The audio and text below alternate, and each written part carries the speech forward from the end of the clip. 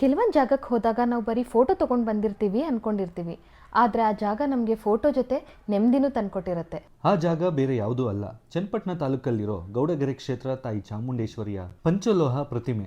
ಈ ಜಾಗ ಈಗಾಗಲೇ ಸಿಕ್ಕಾಪಟ್ಟೆ ಫೇಮಸ್. ಭಕ್ತಾದಿಗಳು ದಾನ ಮಾಡಿರೋ ಪಂಚಲೋಹದಿಂದ ಕಟ್ಟಿರೋ ಅಂತ 60 ಅಡಿ ಎತ್ತರದ ಪ್ರತಿಮೆ ಇದು. ಹೇಗೆ ನಮ್ಮ ಪೂರ್ವಜರು ಕಟ್ಟಿರೋ ಎಷ್ಟೋ ದೇವಸ್ಥಾನಗಳು ಈಗ ನಮಗೆ ಹಿಸ್ಟಾರಿಕಲ್ ಪ್ಲೇಸಸ್ ಆಗಿ ಉಳಿದಿದೆ, ಹಾಗೆ ಈ ಜಾಗನೂ ನಮ್ಮ ಮುಂದಿನ ಪೀಳಿಗೆಗೆ ಒಂದು ಹಿಸ್ಟಾರಿಕಲ್ ಪ್ಲೇಸ್ ಆಗಿ ಉಳ್ಕೊಳ್ಳುತ್ತೆ. ನಮ್ಮ ದೇವಸ್ಥಾನಗಳಲ್ಲಿ ಇಷ್ಟ ಆಗೋ ಇನ್ನೊಂದು ವಿಷಯ ಏನು ಗೊತ್ತಾ?